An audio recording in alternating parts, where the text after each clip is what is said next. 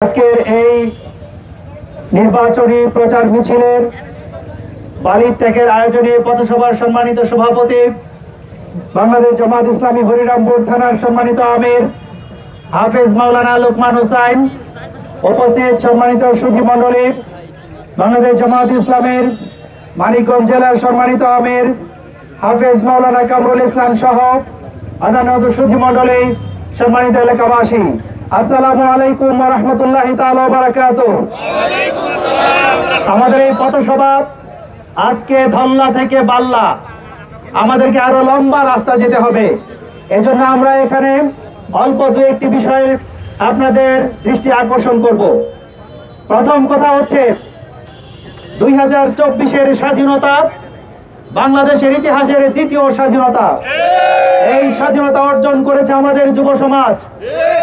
আমাদের আবু সাঈদরা সাম্রাজ্যবাদী শক্তির বিরুদ্ধে, ফ্যাসিবাদের বিরুদ্ধে যেভাবে বুক চেতিয়ে দাঁড়িয়েছিলেন, আমাদের মুগ্ধরা যেভাবে তাদের জীবনকে বাজি রেখে দেশকে স্বাধীন করার জন্য সংগ্রাম করেছেন, এই বালির ট্যাগের হরিরামপুরের যুবকরা যেভাবে তাদের জীবন বাজি রেখে দেশকে স্বাধীন করেছেন, তাদেরকে আমরা ধন্যবাদ এবং স্বাগত জানাই। তাদের বীরত্বের কথা আমরা সম্মানের দেশে স্মরণ করতে চাই। সম্মানিত সুধী মণ্ডলী, আমরা যুবকদের উদ্দেশ্যে বলতে চাই, প্রিয় যুবক ভাইরা, তোমরা ফ্যাসিবাদের বিরুদ্ধে দেশকে ফ্যাসিবাদ মুক্ত করার জন্য দেশকে তোমরা স্বাধীন করেছো, তোমাদেরকে ধন্যবাদ। বাট এখন তোমাদেরকে সিদ্ধান্ত গ্রহণ করতে হবে, এই মুক্ত স্বাধীন বাংলাদেশকে নিয়ন্ত্রণ করার কাজে তোমাদেরকে মনোনিবেশ করতে হবে। এই দেশকে নেতৃত্ব দেওয়ার কাজে তোমাদেরকে অগ্রগামী হতে হবে। আগামী নির্বাচন নতুন একটি নির্বাচন হবে। এই নির্বাচন তারুণ্যের নির্বাচন, এই নির্বাচন নতুন ভোটারদের নির্বাচন। এখানে অনেক ভোটাররা আছেন যাদের জন্মের পরে জীবনে কখনো ভোট দিতে পারেন নাই, এই ভোট তারা এবার দিবেন। আমরা যুবক ভোটারদেরকে, নতুন ভোটার ভাইদেরকে আহ্বান করতে চাই, তোমরা যেভাবে দেশের স্বাধীনতা আন্দোলনের সংগ্রামে তোমরা নিজেদেরকে নিয়োজিত করেছিল, ভোটার লিস্টে তোমার নামটা আছে নাকি সেটা ঠিক মতো বুঝে নিবা। 2 নাম্বার, ভোট দেওয়ার যখন সময় আসছে তখন কারো লোভে, কারো প্রলোভনে, কারো রক্তচক্ষুতে, কারো ভয়কে, কারো ভীতিকে, কারোর কোন রকমের প্রলোভনকে উপেক্ষা করে, সমস্ত প্রলোভনকে উপেক্ষা করে তোমার নিজের সিদ্ধান্ত তুমি নিজে গ্রহণ করতে হবে। দেশপ্রেমিক নেতৃবৃন্দ যারা আছেন, দেশকে যারা ভালোবাসেন, এইরকম মানুষদেরকে তুমি নির্বাচিত করবে, ভোট প্রদান করবে, আমাদের প্রত্যাশা থাকবে।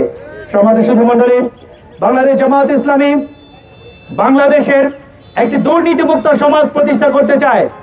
একটা ছোট্ট ঘটনা আমি এখানে বলতেই চাই, সেটা হচ্ছে জামাত ইসলামীর আমিরকে আমি বলতে শুনেছি, যিনি 2টি মন্ত্রণালয়ের আমির ছিলেন, মাওলানা মতিউর রহমান নিজামী, তা আমি তাকে বলতে শুনেছি, তিনি তার অফিসের পিয়নটাকে বলেছেন যে আমার জামাটা পরিষ্কার করতে হবে, আমার জামার কলারের সাইডটা একটু আস্তে আস্তে ধুইও, কারণ এইটা নরম হয়ে গেছে। সম্মানিত সুধী মণ্ডলী, এ হচ্ছে আমাদের নেতৃবৃন্দ, যারা ইচ্ছা করলে কোটি কোটি টাকা নিজের কলমের খোঁচায় নিজের পকেটে নিতে পারতেন, যেরকম হাসিনা এবং তার দোসররা নিয়েছে, একটি টাকাও তাদের বিরুদ্ধে প্রমাণ করতে পারে নাই। আমাদের নেতৃবৃন্দকে ষড়যন্ত্র করে দেশীয় এবং আন্তর্জাতিক সমস্ত ষড়যন্ত্রকারীরা একসাথে ষড়যন্ত্র করে তাদেরকে হত্যা করতে পেরেছে, কিন্তু তাদের বিরুদ্ধে 2 টাকার দুর্নীতি আবিষ্কার করতে পারে নাই। সুতরাং আমাদের যুদ্ধ হচ্ছে দুর্নীতির বিরুদ্ধে যুদ্ধ, আমাদের যুদ্ধ হচ্ছে অন্যায়ের বিরুদ্ধে যুদ্ধ। সম্মানিত সুধী মণ্ডলী, এই এলাকায় আমাদের সনাতন ভাইয়েরা আছেন, আমি তাদের উদ্দেশ্যে একটি কথা বলতে চাই।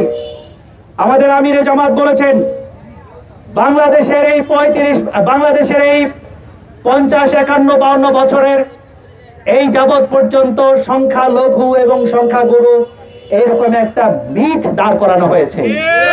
বাংলাদেশের এই টার্মিনোলজিটাকে, এই পরিভাষাটাকে আমরা কবর দিতে চাই। কোন সংখ্যাগুরু সংখ্যালঘু বলতে বাংলাদেশে কিছু নাই। বাংলাদেশের প্রতিটি মানুষই সমান অধিকার প্রাপ্ত একজন সুনাগরিক। কারণ ইসলাম আমাকে বলে আমানতু বিল্লাহি ওয়া মালাইকাতিহি ওয়া কুতুবিহি ওয়া রুসুলিহি। ইসলামের পূর্ববর্তী সমস্ত নবীদের প্রতি, ইসলামের পূর্ববর্তী সমস্ত ধর্মগ্রন্থের প্রতি যেটা আল্লাহর পক্ষ থেকে নাজিল হয়েছে তার প্রতি ঈমান আনা আমার ঈমানের অংশ। সুতরাং একটি ভিন্ন ধর্মাবলম্বী একজন ভাইকে তাকে নিরাপত্তা দেওয়া, তার ধর্মীয় সকল আচার আচরণ নিরাপত্তার সাথে নিশ্চিন্তে আদায় করার পরিবেশ তৈরি করে দেওয়া, এটা আমার ঈমানের অংশ। আমাদের সুধীমণ্ডলী, এজন্য আমরা আপনাদের সকলকে অনুরোধ করতে চাই, আমাদের দেশের আমাদের লাইফ ইগল সাইফুল আজমের নাম শুনেছেন আপনারা? সাইফুল আজম একসাথে 4টা দেশের বিমান বাহিনীতে চাকরি করেছে। যুবক ভাইদেরকে বলতে চাই, এই ইসরায়েলের বিরুদ্ধে সৌদি এবং ইসরায়েলের যখন একটা যুদ্ধ হয়েছিল, সেই যুদ্ধে যখন দেখা যাচ্ছিল সৌদি আরব ইসরায়েলের বিরুদ্ধে কোনো যুদ্ধে তেমন সুবিধা করতে পারছে না, বাংলাদেশের বিমান বাহিনীর সাইফুল আজম উড়ে গিয়েছিলেন সৌদি আরবে। সেখানে ভাঙা প্লেন নিয়ে ইসরায়েলের 4টি বিমানকে ভূপাতিত করেছিল। আমার বাংলাদেশের সন্তান অমর্ত্য সেন, আমার বাংলাদেশের সন্তান ডক্টর ইউনূস এই মাটিরই সন্তান। সুতরাং আমি আমাদের প্রিয় যুবক ভাইদেরকে উদ্দেশ্য করে বলবো, শুধু যারা বড় হয়েছে তারাই শুধু নয়, এই যুবক ভাইরা, আমার গ্রামের যে সকল যুবক ভাইরা এখানে আছেন, তাদের সবাই একজন অমর্ত্য সেন হতে পারে, তাদের সবাই একজন ডক্টর ইউনূস হতে পারে, তাদের সবাই একজন একজন করে সাইফুল আজম হতে পারে। তোমাদের জন্য এই পরিবেশ তৈরি করে দেওয়া, এই বড় হওয়ার পরিবেশ তৈরি করে দেওয়ার দায়িত্ব আমরা যারা বড় মানুষ আছি তাদের। আমরা যারা বড় হয়েছি, আমাদের যারা দাড়ি পেকেছে, আমাদের যারা চুল পেকেছে, আমাদের দায়িত্ব হচ্ছে তোমাদের জন্য পরিবেশ তৈরি করে দেওয়া। এই পরিবেশ তৈরি করে দেওয়ার কাজটা আমরা তোমাদেরকে সাথে নিয়ে করতে চাই। সম্মানিত সুধীমণ্ডলী, আমরা সর্বশেষ আপনাদের সকলকে আমাদের এই এলাকাতে এই সমাবেশে সমবেত হওয়ার জন্য ধন্যবাদ জানাচ্ছি। ফাইনালি একটা কথা বলতে চাই, আমাদের বালির টেকের বাজার একটা ঐতিহ্যবাহী বাজার, কিন্তু এইখানে এই বাজারে সারা বিভিন্ন জায়গা থেকে নৌকা আসে, ট্রলার আসে, কিন্তু একটা পাকা জেটি এখানে নাই। আমরা বলতে চাই, এই বাজারের জন্য, এই বাজারটাকে আরো বেশি অর্থকরী করার জন্য, এই বাজারটাকে আরো ভাইব্রেন্ট করার জন্য সমস্ত যোগাযোগ ব্যবস্থাকে সুন্দর করে দেওয়া যারা নির্বাচিত হবেন তাদের অন্যতম দায়িত্ব হবে। আমাদের আমিরে জামাত বলেছেন, হয় আমি দেশ চালাবো, না হয় আপনি দেশ চালাবেন। আমরা চালাবো, না হয় আপনারা চালাবেন। আমরা কেউ না কেউ তো ভাই দেশটা চালাবো, দেশটা তো আমাদেরই। সুতরাং এমপি হয় আমি হব, না হয় আপনি হবেন। যিনি এমপি হন, এই এলাকার মানুষের, দুঃখী মানুষের কথাগুলো শুনতে হবে, এই এলাকার মানুষের অধিকারগুলো আদায় করে দিতে হবে।